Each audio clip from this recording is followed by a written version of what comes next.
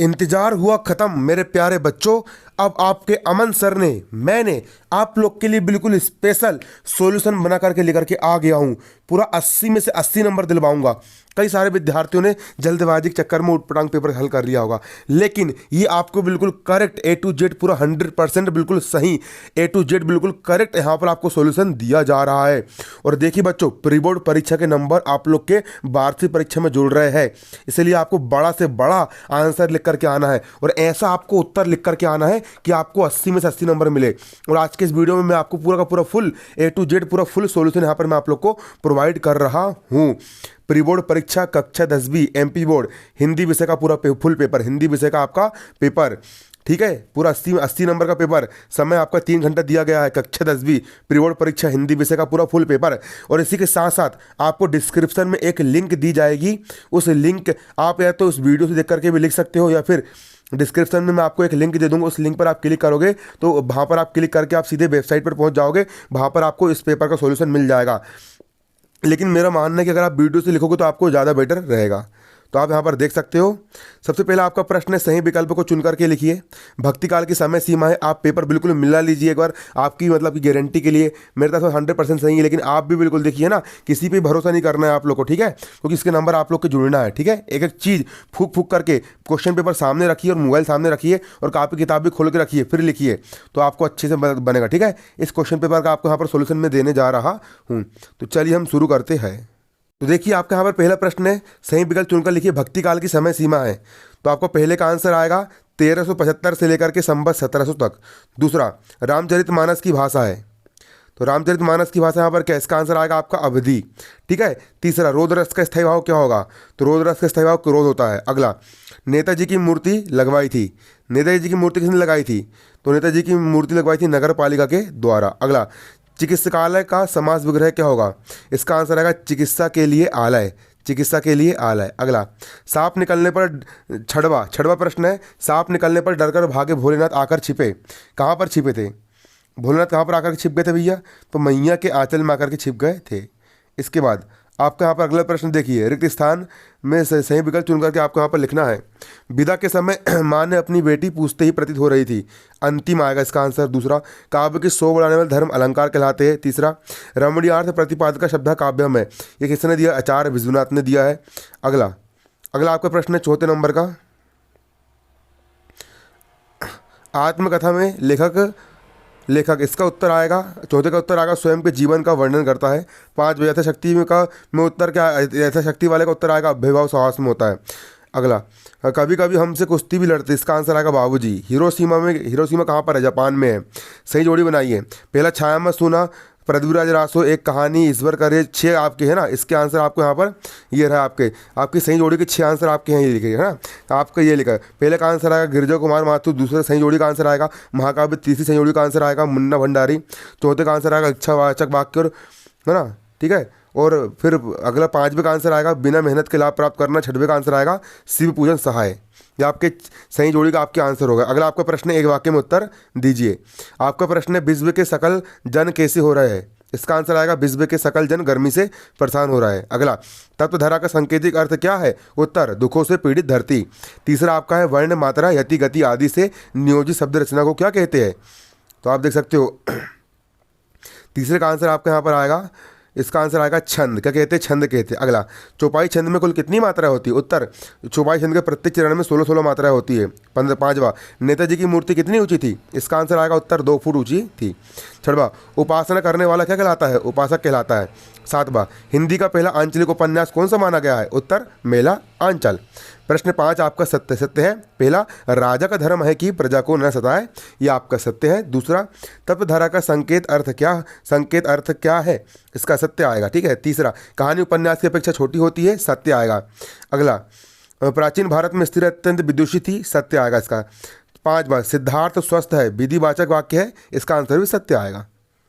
इसके पश्चात आप यहाँ पर देख सकते हो मेरे प्यारे प्यारे बच्चों मुन्नो, आप देख लीजिए, तारकेश्वर नाथ ही भोलेनाथ थे, सत्य। प्रश्न 6वां, छायावाद की 2 विशेषताएं लिखिए, उत्तर छायावाद की दो विशेषताएं लिखिए अथवा भक्तिकालीन की दो विशेषताएं लिखिए। तो हम यहाँ पर अथवा वाला हल करेंगे, तो आपको बिल्कुल बाकायदा लिखना है प्रश्न क्रमांक 6 के अथवा का उत्तर। भक्तिकाल की दो विशेषताएं निम्न है, पहला भक्ति भाव की प्रधानता, दूसरा राज्याश्रय त्याग, तीसरा श्रृंगार और शांत रस की प्रधानता। आपका प्रश्न 7 है, गोस्वामी तुलसीदास जी की दो रचनाओं के नाम एवं काव्यगत विशेषताएं लिखिए।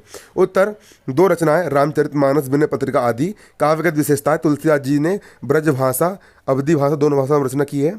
दूसरा, उनके काव्य में काम नहीं है, वो काव्य है ना, थोड़ा टाइपिंग में मिस्टेक हो जाता है, आप समझ जाया करो, ठीक है ना। उनके काव्य में चौपाई, दोहा, सोरठा, हरि गीतिका, कविता पद आदि अनेक छंदों का प्रयोग हुआ है। अगला आपको प्रश्न है, प्रश्न 8, आग से रोटी सेकने के लिए माँ ने बेटी को सचेत करना क्यों जरूरी समझा। इसका उत्तर आएगा, माँ ने बेटी को सचेत करना इसलिए जरूरी समझा क्योंकि उनकी बेटी इन सब बातों से अनजान थी। वह अत्यंत भोली और सरल थी। उसने घर में केवल सुख ही देखा था, वह जीवन के दुखों से अपरिचित थी। माँ को यह डर था कि उसकी भोली भाली बेटी समाज व्यवस्था के अनुरूप आदर्श रूपी बंधन को स्वीकार कर सामाजिक भेदभाव को शिकार हो जाएगी। वह समाज के प्रतिमान के अनुरूप स्वयं को अबला मान लेगी। माँ नहीं चाहती थी कि उसकी बेटी है पीड़ा को भोगना पड़े, इसी कारण वह अनुचित बंधनों का प्रतिकार करने के लिए उसे संकेत करती है। अगला प्रश्न, छंद किसे कहते हैं, छंद के प्रकार लिखिए। उत्तर, छंद जब वर्णों की संख्या, क्रम, मात्रा, गणना तथा यति आदि के नियमों को ध्यान में रखकर, ये वर्ग नहीं वर्ण है ना, वर्ण है ना, छंद रचना की पद रचना की जाती तो वह छंद कहलाता है। छंद के प्रकार, पहला वार्णिक छंद होता है और दूसरा होता है मात्रिक छंद। मात्रिक छंद, ठीक है, मात्रिक छंद, वार्णिक छंद और मात्रिक छंद। आपको अगला प्रश्न, आख्यानक गीतियों से क्या तात्पर्य, उदाहरण दीजिए। आख्यानक गीतियाँ, इसका आंसर आएगा महाकाव्य और खंड काव्य से पद गद्य कहानी का नाम आख्यानक गीति है। इसमें वीरता, साहस, पराक्रम, बलिदान, प्रेम, करुणा आदि के प्रेरक घटना चित्रों से कथा का वर्णन किया जाता है। श्री कृष्ण जयंती में कृष्ण के जन्म की रात का वर्णन है। उदाहरण रामचंद्र वाला है ना, ठीक है, रामचंद्र जी गवंतर रामधन रिया है ना। आपका इसका आंसर आप और अच्छे से अपनी तरफ से देख लीजिएगा, है ना, आख्यानक गीति का बुक से देख लीजिएगा। प्रश्न 11 है, कोई दो उपन्यासों के नाम एवं उनके लेखकों के नाम लिखिए। ठीक है, तो आप देख सकते हो उपन्यासकार उपन्यास है ना, ठीक है, प्रेमचंद उपन्यासकार, इनका उपन्यास गोदान, गवन, शिवपूजन सहाय का देहाती दुनिया। आपका अगला प्रश्न है, मनु भंडारी के साहित्य की प्रमुख विशेषताएं लिखिए। मनु भंडारी साहित्य की प्रमुख विशेषताएं लिखिए। उत्तर, मनु भंडारी के साहित्य की विशेषताएं, पहला, मनु भंडारी की कहानियां और उपन्यासों में स्त्री मन से जुड़ी अनुभूतियों चित्रण की प्रधानता है। दूसरा, उनकी रचनाओं में भारतीय नारी के जीवन और उसकी विशेषताओं का प्रभावशाली वर्णन हुआ है। तीसरा, उन्होंने स्त्री स्वतंत्र व्यक्तित्व का आकलन भी अपनी रचनाओं में प्रस्तुत किया है। प्रश्न 13 आपका यहाँ पर, वास्तविक अर्थों में संस्कृत व्यक्ति किसे कहा जाता है। उत्तर, वास्तविक अर्थों में संस्कृत व्यक्ति उसे कहा जाता है जो अपनी बुद्धि तथा विवेक द्वारा किसी भी नए तथ्य को दर्शन करता है, अर्थात जिसने अपनी योग्यता के बल पर किसी नई चीज़ का आविष्कार किया हो, वही वास्तविक अर्थों में संस्कृत कहलाने योग्य है। ठीक है, ये देख लेना, थोड़ा मिस्टेक लग रहा है इस क्वेश्चन में। अब प्रश्न 14 आप देख सकते हो, समास की परिभाषा उदाहरण सहित लिखिए। उत्तर, जब दो या दो से अधिक शब्दों का योग समास कहलाता है। उदाहरण, राजा का पुत्र, राजपुत्र। प्रश्न 15वां है, जॉर्ज पंचम की नाक लाट नहीं, वो नाक है ना, थोड़ा टाइपिंग करने में मिस्टेक हो जाता है, आप देख सकते हो। नाक की लगने वाली खबर के दिन अखबार बार क्यों चुप था। उत्तर, जिस दिन जॉर्ज पंचम की नाक लगनी थी उस दिन सभी अखबार चुप थे, कहीं कोई सम्मेलन का जिक्र नहीं था, क्योंकि अपनी व्याख्या के दोष के कारण सरकार कुछ बताना नहीं चाहती थी, क्योंकि जिंदा नाक लगाने की बात थी, यदि बात आम जनता तक चली जाती तो हंगामा हो जाता, इसी भय कारण अखबार चुप था। प्रश्न 16, मात्रिक छंद में वार्णिक छंद में अंतर लिखिए। उत्तर, मात्रिक छंद देख सकते हो, मात्रिक छंदों के सभी चरणों में संख्या मात्राओं की या तो समान होती है, लेकिन क्रम, लघु, गुरु समान नहीं होते। आप देख सकते हो इनमें मात्राओं की गिनती निश्चित रहती है। मात्रिक छंद के उदाहरण दोहा, रोला आदि।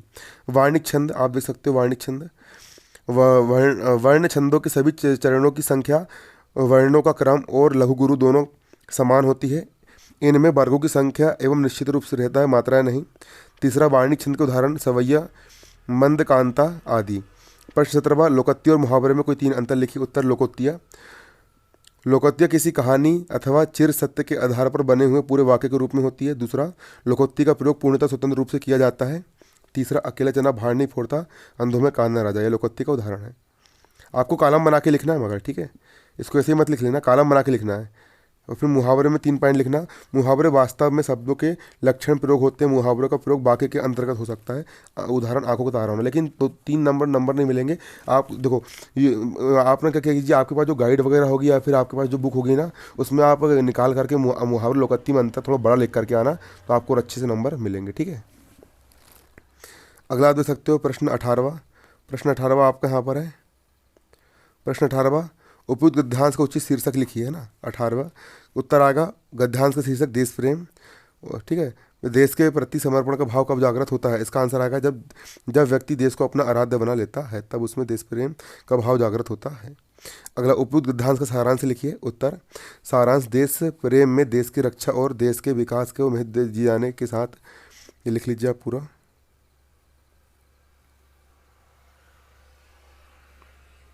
ठीक है, सारांश है ना। ये सारांश लिखने के बाद फिर यहाँ पर हम अगला क्वेश्चन करेंगे।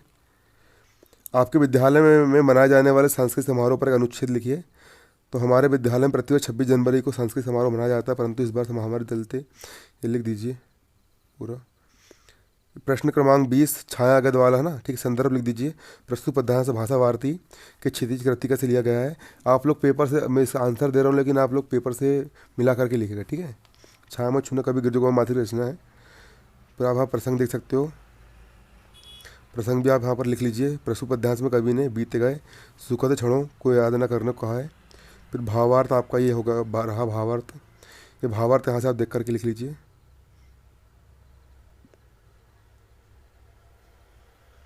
ठीक है।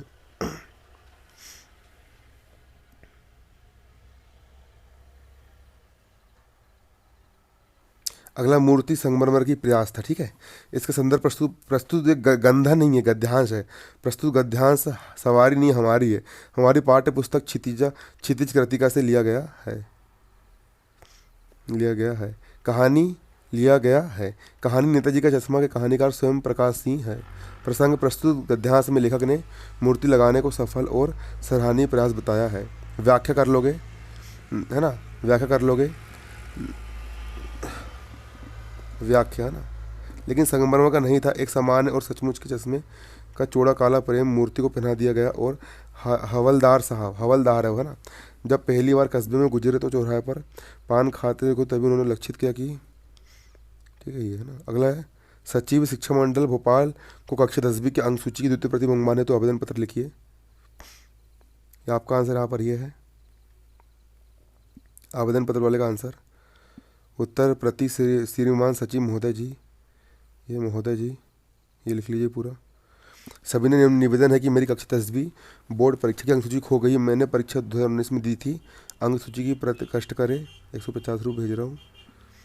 ये जानकारियाँ निम्नानुसार है, ये लिख लीजिए पूरा। जानकारी निम्नानुसार है। नाम, पिता का नाम, परीक्षा केंद्र, अनुक्रमांक नियमित।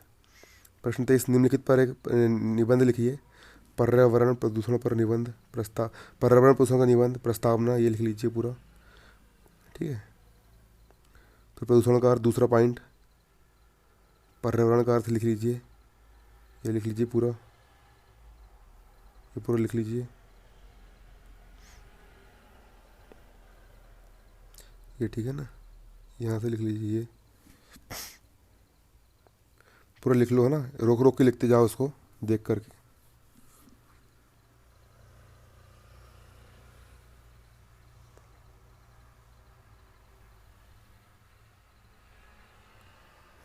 जो औद्योगिक गतिविधियाँ, इसको रोक रोक के लिखते जाओ आप लोग। स्क्रीन शॉट लेके मत लिखो, वीडियो को पॉज कर लो और लिख लो उसको, या फिर डिस्क्रिप्शन में लिंक दी गई है, वहाँ से भी जाकर आपको पूरा वेबसाइट का मिल जाएगा।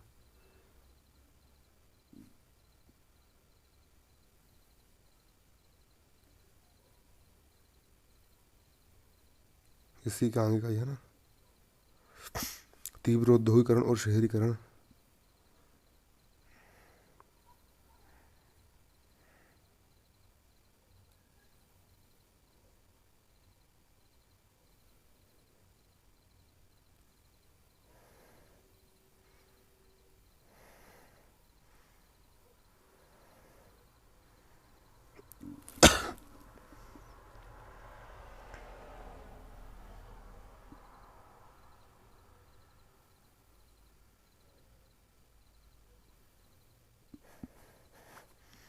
ये लिख लो उसको पूरा। उत्तर प्रदेश।